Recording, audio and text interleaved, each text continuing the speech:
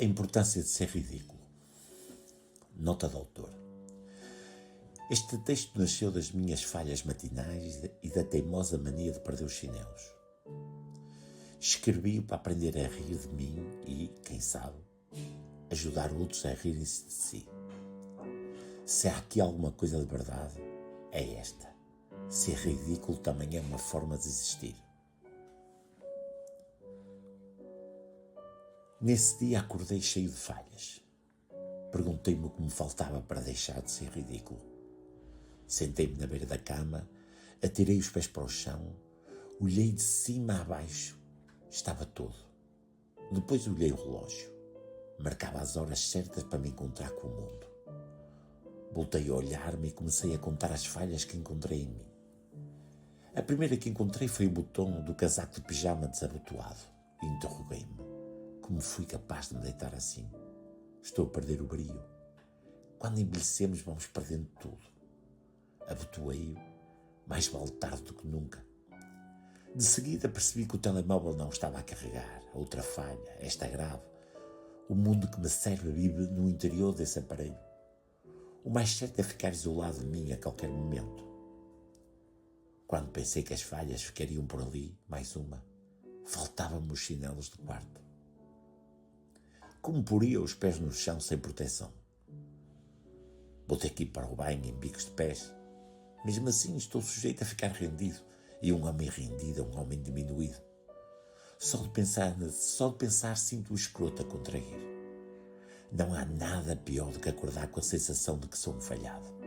As manhãs são sempre intensas. Um homem quando dorme mal acorda devagarinho. Às vezes, tão devagarinho, fica sem saber se está a levantar ou a deitar. Mas hoje estava acordado. Não diria bem acordado, mas no ponto médio, como aos bifes quando me perguntam se quero bem ou mal passado. Olhei em frente, que não era a grande distância. A tocar-me, os olhos tinham um guarda-vestidos e dentro dele uma vida inteira protegida.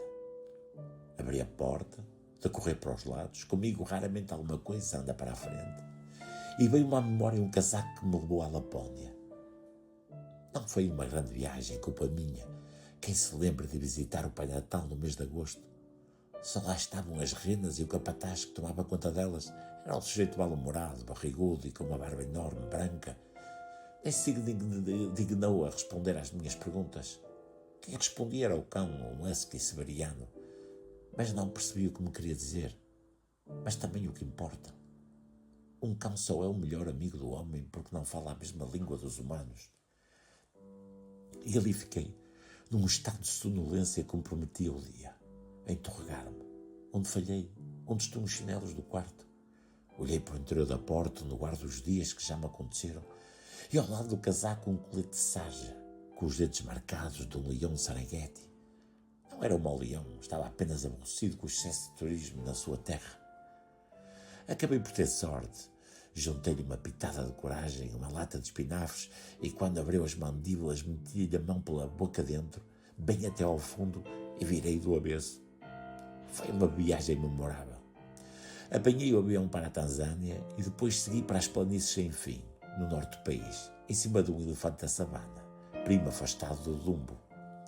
As orelhas eram menos irrequietas e mais pequenas, mas via-se que era da família. Não foi uma viagem fácil, corri várias vezes perigo, lutei com uma anaconda da América do Sul, mas já emigrada em África há muitos anos. Aborreci-me também com um crocodilo. Felizmente resolvi a situação com diálogo. Quando me apanhei no avião de volta fiquei numa alegria. Estas viagens são cada vez mais perigosas, não sei se é pelo buraco do ozono ou pelo aumento das temperaturas, mas os animais saíram do seu habitat e misturaram-se com os humanos. Claro que hoje já se começa a ouvir com frequência no reino animal. Diz-me com quem andas e eu te direi quem és. E com razão. No dia em que embarcar para o meu país, estava um urso polar a chegar com destino a Serengeti. Mas com aquele casaco de pelo não vai passar bem. Imagino o pobre coitado com o rabo metido num frappé de cerveja e um prato de termossos na mão. Foi então que me voltei a perguntar: o que me falta para deixar de ser ridículo? Onde estão as minhas falhas? Estava ainda ensonado, aborrecido por não saber onde tinha deixado os chinelos do quarto. Olhei para o relógio digital. Marcava uma hora que desconhecia. Talvez fosse cedo demais para pensar. Talvez ainda fosse noite profunda. Talvez me tivesse perdido num qualquer fuso horário. Talvez tivesse perdido o Greenwich ou o juízo. Para ser franco, não quero saber. Sei que a porta da minha vida está aberta e que toda a roupa no seu interior encaixa nas minhas medidas. Sou reflexo das cores que usei.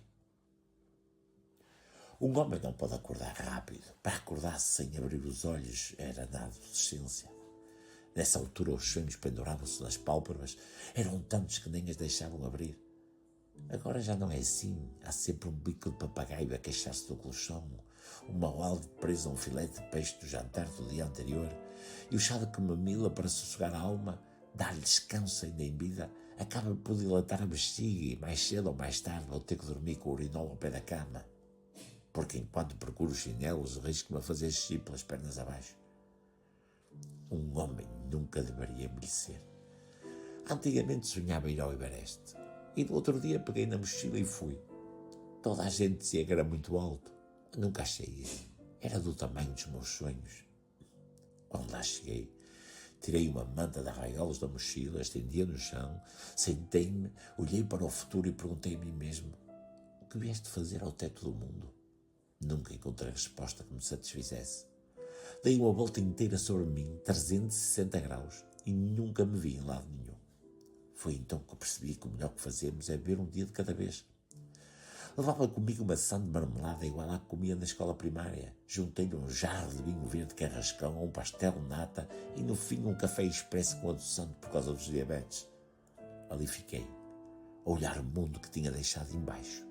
E por muito que possamos subir, nunca deixaremos de levar connosco as nossas origens. Somos o que somos.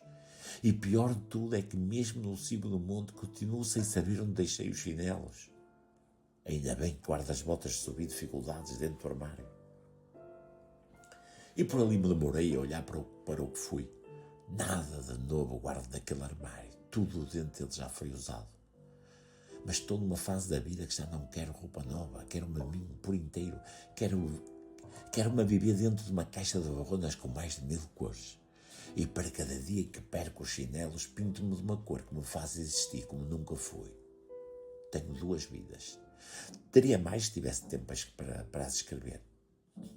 Mas como hoje quero algo rápido, como antigamente os telegramas, hoje deixo de ser ridículo. Stop. Amanhã voltarei a ser o que sou. Stop. Cumprimentos.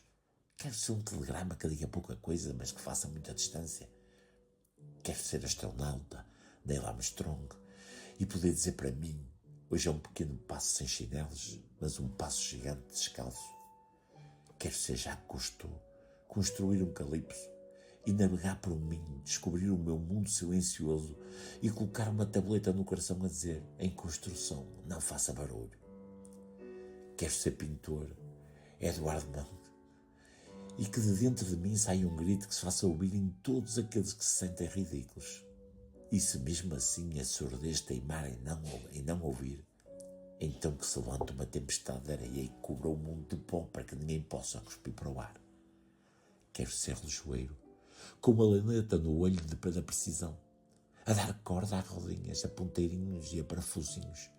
Mas se mesmo assim não der ao tempo uma razão para eu continuar a existir, aquele que me marca na testa um relógio de sol e no céu uma estrela polar, quero partir para chegar a horas de me reinventar sem falhas.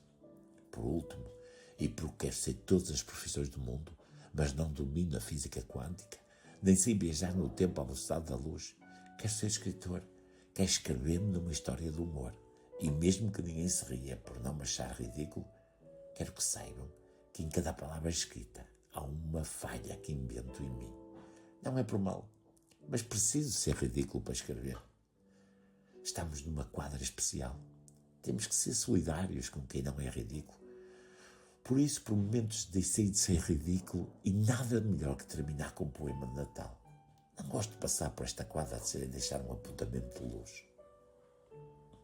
A revolta das vacas. 10 vacas entraram num supermercado. Perto de si, ameaçaram o leiteiro.